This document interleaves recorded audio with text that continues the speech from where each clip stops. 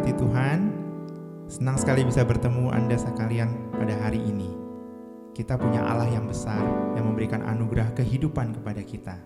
Untuk itu pagi ini kita datang menyembah Tuhan, mengagungkan namanya, dan akan mendengarkan petunjuk atau arahan yang Tuhan memberikan lewat kebenaran firman-Nya. Sebelum kita memulai menyembah Tuhan, mari kita berdoa, kita teduhkan hati dan siap untuk memuji nama Tuhan. Mari kita berdoa. Anugerah-Mu yang besar Tuhan, yang memampukan kami untuk bisa berdiri di hadapan-Mu pada hari ini, menyembah Engkau Allah kami yang besar, yang hidup, yang punya segalanya dalam kehidupan kami. Dan kami hendak mengawali hari ini memuji kebesaran-Mu, mengagungkan nama-Mu yang indah itu Tuhan, lewat setiap perkataan kami. Dan nantinya kami juga akan memberikan telinga dan hati kami untuk mendengarkan perkataan-Mu. Tuntun kami ya Roh Kudus, sehingga apapun yang kami perkatakan selaras dengan kehendak-Mu. Di dalam nama Tuhan Yesus kami berdoa dan bersyukur. Haleluya.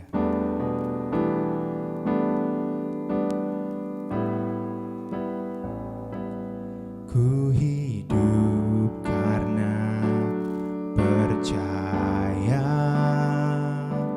Kau yang berjanji setia.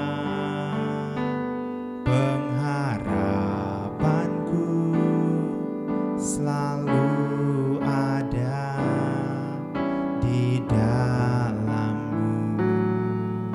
Ku tidak akan menyerah. Ku tidak akan menyerah, meski dalam kesesakan.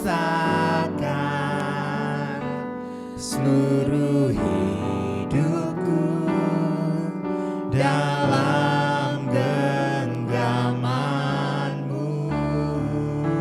Katakan, aku punya Tuhan yang besar.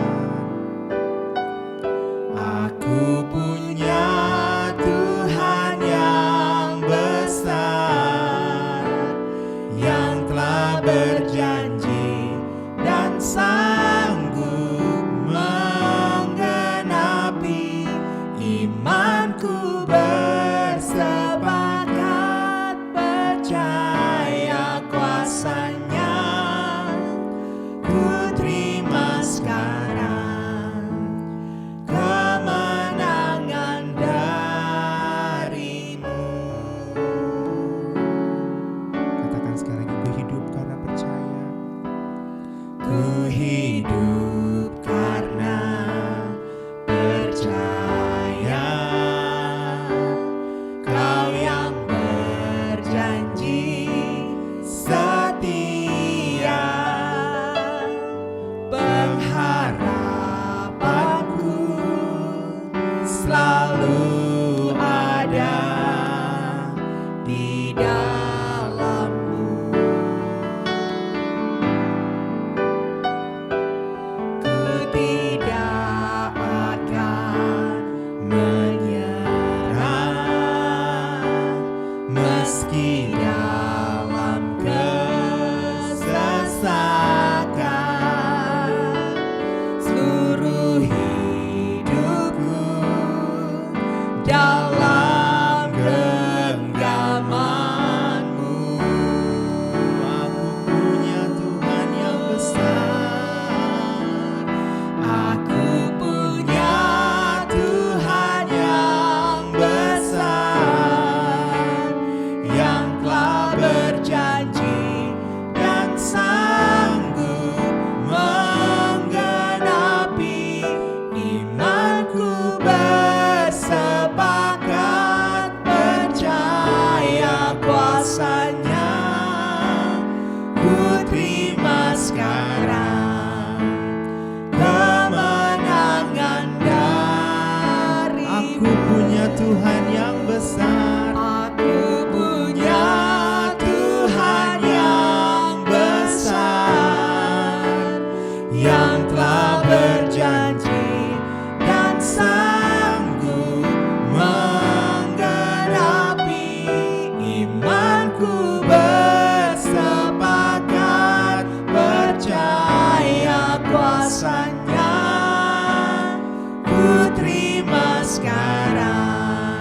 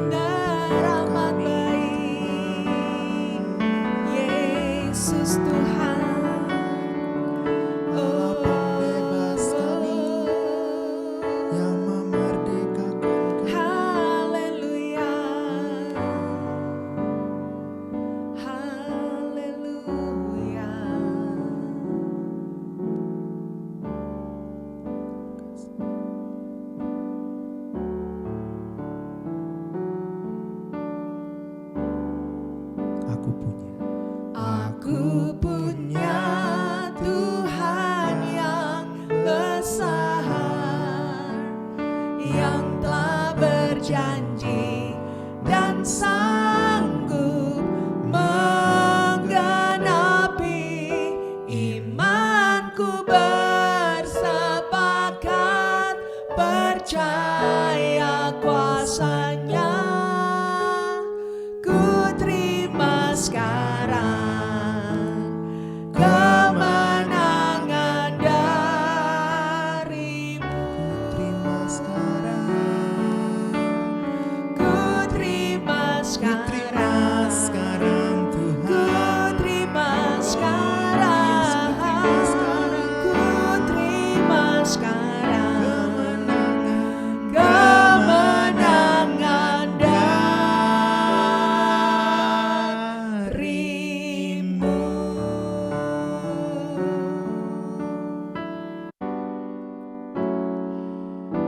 Betapa ajaib Tuhan kita, umat percaya. Tiada berkesudahan kasih-Nya, rahmat-Nya selalu baru dalam setiap kehidupan kita. Salam sejahtera untuk Anda sekalian, dimanapun Anda berada dan dalam keadaan apapun kita.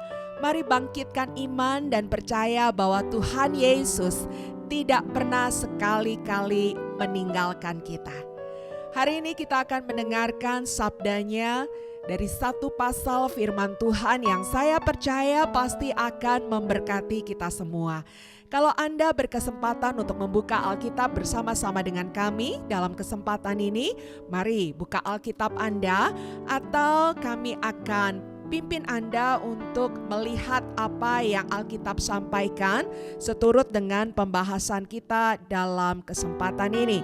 Kita akan melihat dari 2 Raja-Raja pasalnya yang ke-6, 2 Raja-Raja pasalnya yang ke-6, ayatnya yang pertama sampai dengan ayatnya yang ke-17.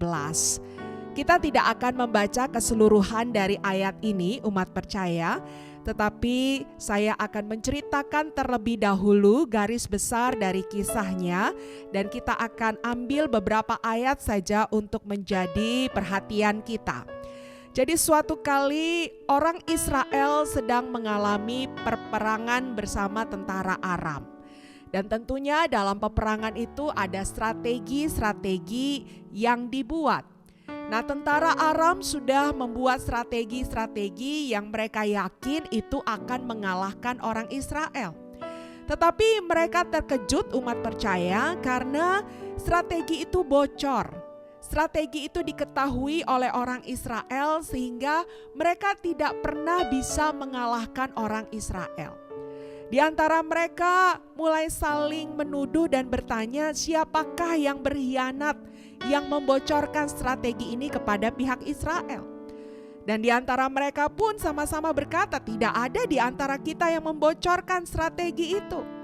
Dan perlu diketahui bahwa sesungguhnya ada seorang nabi di Israel dan dialah yang membocorkan apapun yang kita bicarakan di ruangan ini. Dan nabi itu adalah Elisa, umat percaya. Menyadari bahwa Elisa berkali-kali menjadi pribadi yang membocorkan strategi mereka, maka mereka berkehendak untuk menghabisi Elisa, untuk membunuh Elisa. Lalu pada malam hari mereka datang ke Dotan di kota di mana Elisa ada, dan mereka berkehendak untuk menghabisi Elisa di sana. Dan malam hari mereka sudah kepung, daerah itu sudah kepung di mana Elisa tinggal. Dan pada pagi harinya, umat percaya, maka di ayatnya yang ke-15, pelayan Elisa, abdinya Elisa itu bangun pagi-pagi, dan Alkitab berkata seperti ini. Ketika pelayan abdi Allah bangun pagi-pagi dan pergi keluar, maka tampaklah suatu tentara dengan kuda dan kereta ada di sekeliling kota itu. Lalu berkatalah bujang itu kepadanya, kepada Elisa, "Celaka tuanku, apakah yang akan kita perbuat?" Lalu ayat yang ke-16, "Jangan takut, sebab lebih banyak yang menyertai kita daripada yang menyertai mereka." Nah, umat percaya yang diberkati Tuhan, dalam menghadapi persoalan biasanya ada 2 sikap yang ditunjukkan oleh manusia. Yang pertama adalah sikap panik, takut, khawatir terhadap persoalan yang ada. Karena ketika mereka lihat persoalan itu, mereka merasa bahwa mereka akan dihancurkan, mereka akan dirugikan oleh persoalan itu. Dan orang lain lagi akan memiliki respon di tengah persoalan adalah tenang, santai, diam saja. Nah, mengapa hal itu terjadi? Karena dia tahu bahwa persoalan ini tidak akan pernah mengalahkan dia, tidak akan pernah menghancurkannya. Nah, dari pasal ini kita akan mempelajari umat percaya bagaimana perbedaan antara orang yang panik dengan orang yang tenang di tengah-tengah persoalan yang dihadapi. Nah, orang yang tenang, maka kita akan lanjutkan pembacaannya di ayatnya yang ke-17. Lalu berdoalah Elisa, "Ya Tuhan, bukalah kiranya matanya," dia berdoa untuk mata bujangnya, "supaya ia melihat." Maka Tuhan membuka mata bujang itu sehingga ia melihat. Tampaklah gunung-gunung itu penuh dengan kuda dan kereta berapi di sekeliling Elisa. Jadi Elisa berdoa agar mata bujangnya, nah tentunya ini kita akan melihat lagi mata apanya yang dibukakan. Nah, umat percaya, kenapa bujang Elisa menjadi sangat takut dan khawatir? Karena dia melihat di tengah-tengah situasi itu, ia adalah bagian yang minoritas. Sedangkan musuhnya, persoalannya begitu besar adanya. Dan bukan hanya dia melihat bahwa dia adalah orang yang minoritas jumlahnya, sedikit adanya, tetapi dia juga sangat menyadari bahwa kekuatannya sangat tidak berimbang. Persoalan yang dia hadapi, musuh yang ada di depannya jauh lebih besar, jauh lebih banyak. Sedangkan dia kekuatannya kecil adanya, dia terbatas.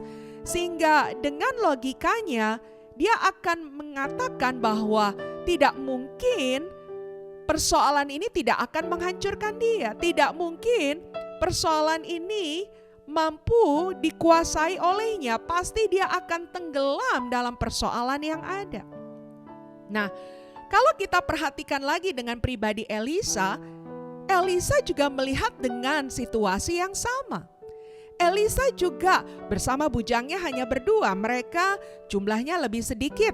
Sedangkan persoalan yang dihadapi musuh-musuh berkeliling berpasukan adanya. Dia tahu bahwa kekuatannya tidak seberapa untuk mengalahkan dan untuk menghancurkan persoalannya. Tetapi dua-duanya punya reaksi yang berbeda, yang satu panik, yang satu tenang, umat percaya. Nah, kalau kita pelajari dari ayat-ayat yang tadi saya bacakan, maka kita menjumpai ada perbedaan antara bujang Elisa dengan pribadi Elisa. Ada sesuatu yang dilihat oleh Elisa yang tidak dilihat oleh bujangnya. Nah, ini masalahnya di mana? Dua-duanya punya mata yang melihat. Tetapi ada sesuatu yang tidak terlihat oleh bujangnya tetapi dilihat oleh Elisa. Nah, apalagi ini masalahnya? Nah, kita pelajari di sini, ini bukan bicara soal mata jasmania. Bukan bicara sesuatu yang fisik adanya. Kalau secara jasmania, secara fisik, dua-duanya melihat persoalan yang sama. Tetapi satu pribadi memiliki mata iman, mata rohani yang terbuka. Sedangkan yang satu lagi yaitu bujangnya memiliki persoalan di dalam kerohaniannya. Mata rohaninya tertutup, mata rohaninya tidak bisa melihat umat percaya. Nah, ini yang menjadi persoalan di mana Elisa bisa tenang dan bujangnya menjadi panik.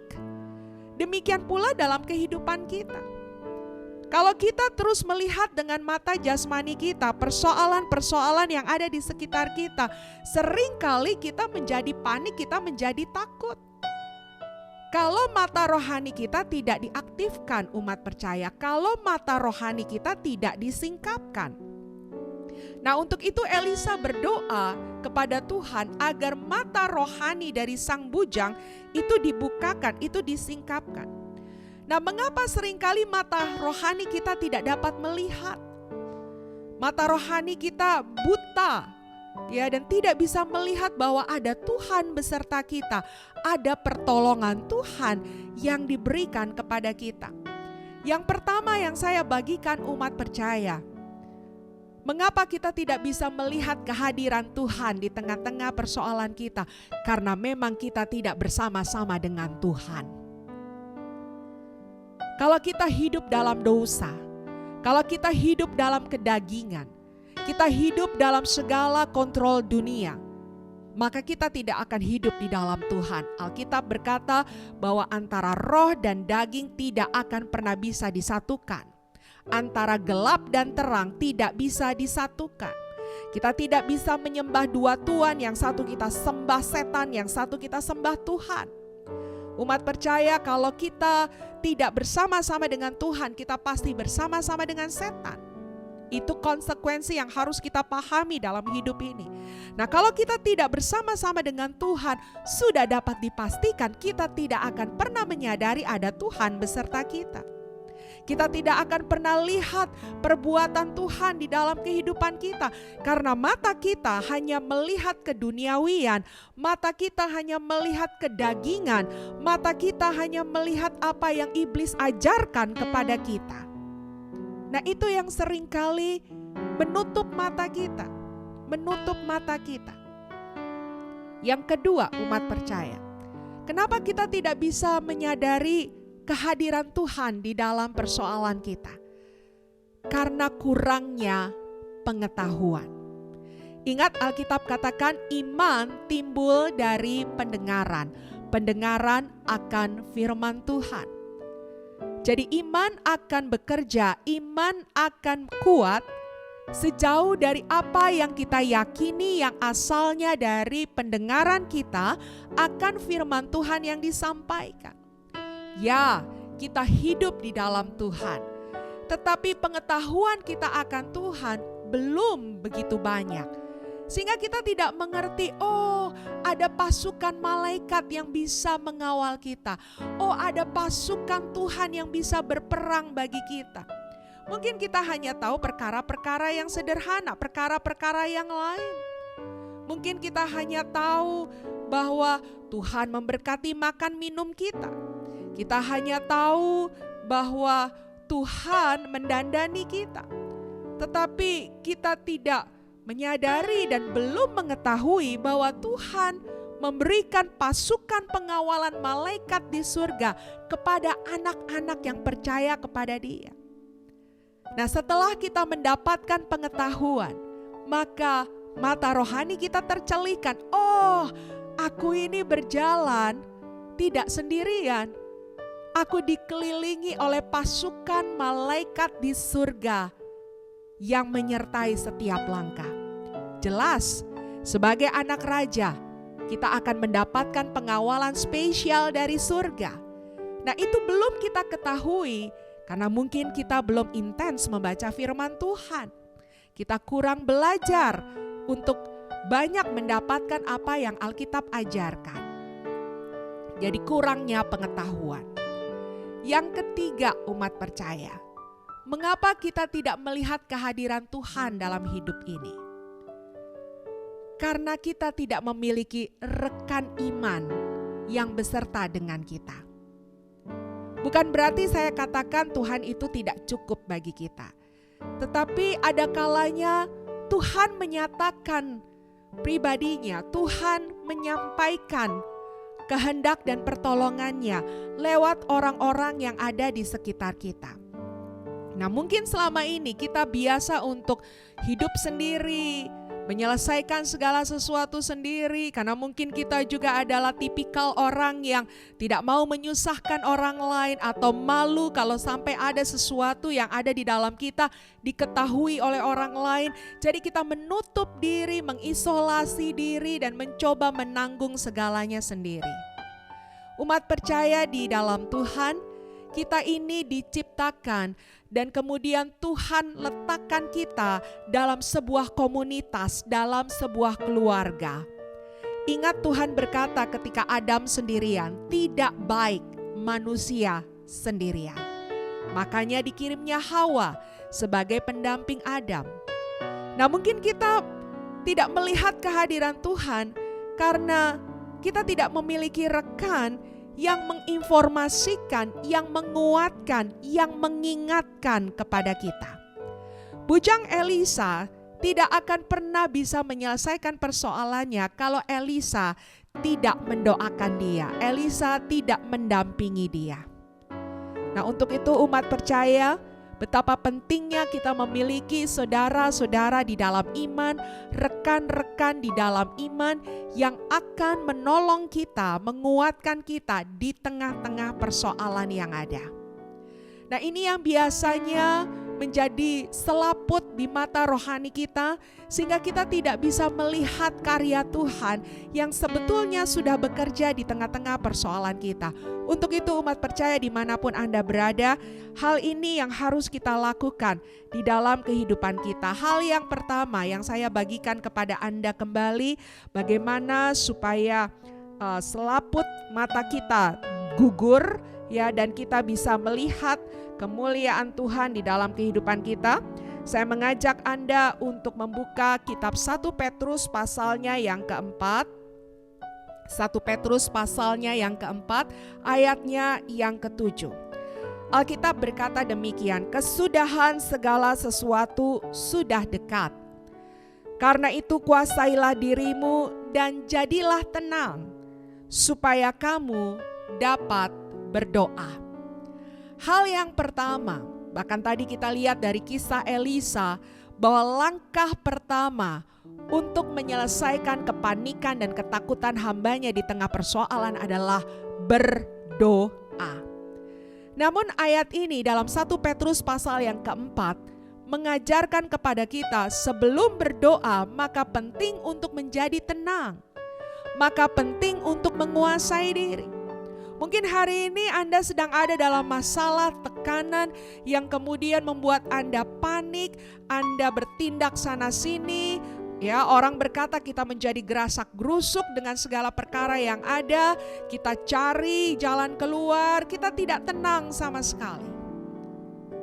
Biarlah kita mengambil keputusan untuk berdiam, menguasai diri, menjadi tenang, dan kemudian kita bisa berdoa umat percaya. Kalau engkau memerlukan untuk masuk ke dalam ruangan kamarmu sendirian, ambillah langkah demikian. Tarik nafas dalam-dalam dan kemudian siapkan hati untuk berdoa.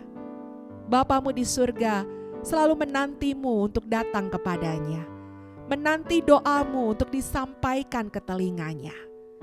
Dan ambil situasi itu, jadilah tenang, jadilah tenang. Kuasai dirimu dan mulailah berdoa. Lalu kemudian di dalam doamu, apa yang perlu engkau sampaikan di dalam doamu? Saya mengajak Anda ke dalam kitab Mazmur pasalnya yang ke-119. Dikatakan di ayatnya yang ke-18. Singkapkanlah mataku supaya aku memandang keajaiban-keajaiban dari Taurat-Mu. Di dalam doamu katakan, Tuhan, singkapkan mata rohaniku. Cabut segala selaput selubung yang selama ini menutupi mata rohaniku, yang membuat aku tidak bisa melihat perbuatanmu, karyamu, tindakanmu. Kalau selaput itu adalah dosamu umat percaya, minta ampun kepada Tuhan. Katakan, Tuhan, selama ini aku ragu, selama ini aku khawatir, selama ini aku tidak berjalan dalam kebenaran-Mu, selama ini aku tidak hidup di dalam hadirat-Mu. Aku ada bersama-sama dengan dunia, aku mengikuti apa yang iblis nyatakan. Ampuni aku, ampuni aku. Dan saya percaya Tuhan dengan kuasa darah-Nya akan menguduskan mata kita dan akan menggugurkan selaput mata kita untuk kemudian terbuka dan melihat keajaiban-keajaiban Tuhan. Kalau selama ini masalahmu adalah kurangnya pengetahuan, katakan, Tuhan, berikan aku kegairahan untuk belajar akan firman-Mu. Berikan aku hati untuk menomorsatukan mencari sabda-Mu di dalam hidupku. sehingga aku tidak lagi menjadi orang yang kurang berpengetahuan, sehingga aku tertutup dengan banyak hal dan tidak bisa tahu dan melihat perbuatan Tuhan. Berdoa, minta penyingkapan kepada Tuhan. Dan hal yang ketiga, umat percaya, kalau memang ini diperlukan, kalau memang ini dibutuhkan, maka carilah rekan seiman.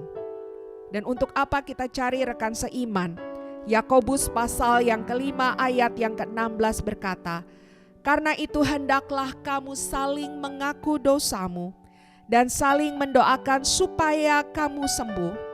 Doa orang yang benar, bila dengan yakin didoakan, sangat besar kuasanya. Kata yang harus diperhatikan dalam ayat ini adalah saling mendoakan. Kita perlu rekan seiman untuk saling menguatkan, saling mendoakan. Bahkan kalau perlu menegur, mengarahkan dalam kebenaran. Berdoa bergandengan tangan dengan rekan seimanmu, dengan rekan doamu, dan minta supaya anugerah turun dalam doa itu, karena doa orang benar besar kuasanya. Ketika kita melakukan hal itu, umat percaya, maka engkau akan melihat Tuhan bekerja. Tuhan buka pintu, Tuhan singkapkan segala sesuatu. Dan engkau tidak akan merasa khawatir lagi. Engkau tidak akan merasa sendirian lagi. Engkau tahu betapa dahsyatnya Tuhan bekerja di sekelilingmu, di tengah-tengah persoalanmu. Sehingga yang tadinya engkau merasa bahwa persoalan lebih besar, maka saat ini engkau akan merasa engkau bersama Tuhan jauh lebih besar dari segala persoalan-persoalan yang ada.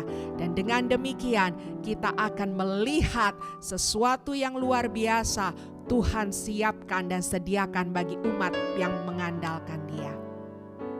Umat yang percaya, mari jangan menjadi takut dan khawatir, tetapi biarlah kita menjadi umat yang mata rohaninya disingkapkan oleh Tuhan.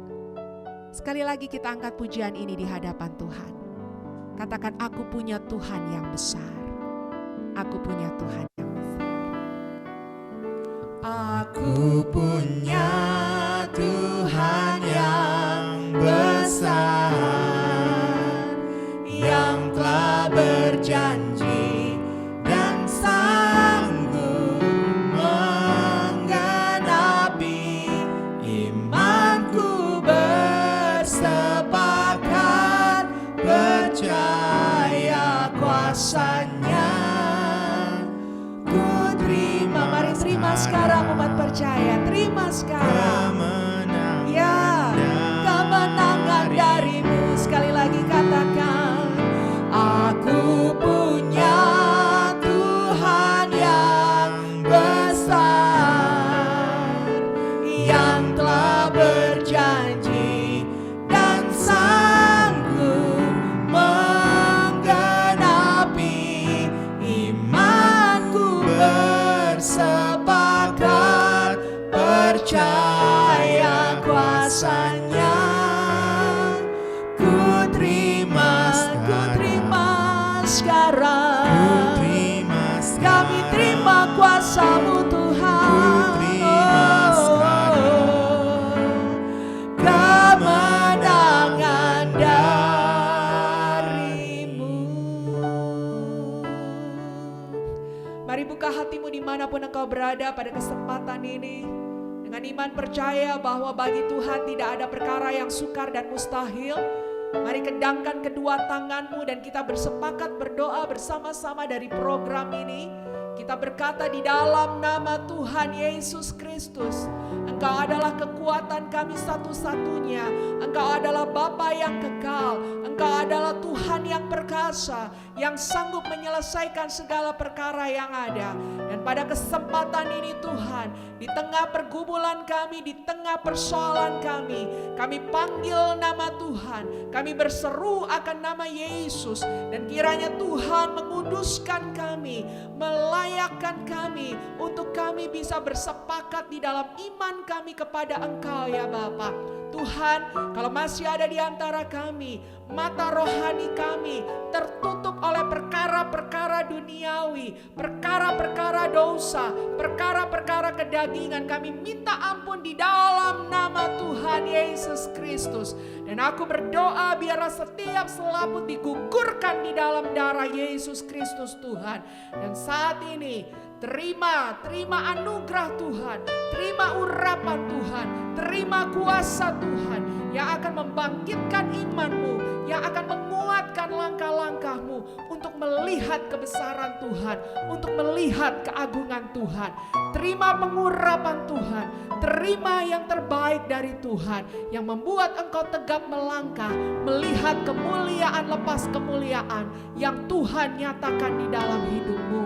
Terima kasih Tuhan, pertemukan setiap kami dengan rekan-rekan seiman yang betul-betul takut akan Tuhan, yang akan menguatkan, mendoakan, memampukan kami untuk melihat kebesaran Tuhan, karena apa yang mereka sampaikan membawa dan mengajarkan kami untuk selalu berjalan dalam kebenaran. Kami berdoa di dalam nama Yesus. Diberkatilah umat percaya menyaksikan program ini dimanapun mereka berada. Mereka akan melihat kuasa Tuhan, mereka akan melihat anugerah Tuhan, dan akan bersaksi menyatakan kebesaran-Mu di tengah-tengah kehidupan mereka. Terima kasih Bapa. Kami menyerahkan keluarga mereka, pekerjaan bisnis usaha mereka, anak-anak mereka, apapun yang ada di dalam kehidupan mereka ke dalam tangan Tuhan. Terima kasih Tuhan Yesus.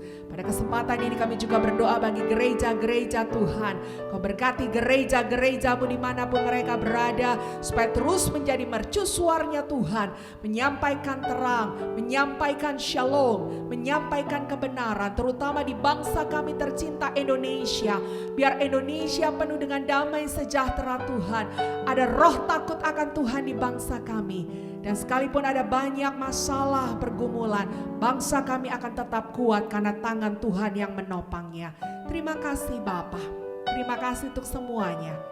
Kami terima berkat-Mu, kami terima anugerah-Mu, kami terima penyertaan-Mu, hanya di dalam nama Tuhan Yesus Kristus. Amin. Tuhan Yesus memberkati. Shalom umat percaya, kami berterima kasih karena Anda sudah bergabung dalam program acara kami, bahkan sudah setia mengikuti program acara ini. Untuk itu jangan lupa untuk subscribe, like, komen, bahkan men-share program ini kepada pihak-pihak yang lainnya, di mana Anda juga bisa menjadi saluran berkat, agar firman Tuhan yang disampaikan dalam program acara ini dapat diterima di banyak pribadi dan mereka diberkati, mereka dikuatkan dan nama Tuhan dipermuliakan. Kalau Anda ingin mengetahui rangkaian kegiatan kami Siloam Community, Anda bisa menghubungi nomor hotline yang tertera atau yang tertulis di deskripsi yang ada, dan kami rindu untuk kita bersama-sama bersekutu memuliakan Tuhan dan menikmati berkat-berkat-Nya. Tuhan Yesus memberkati.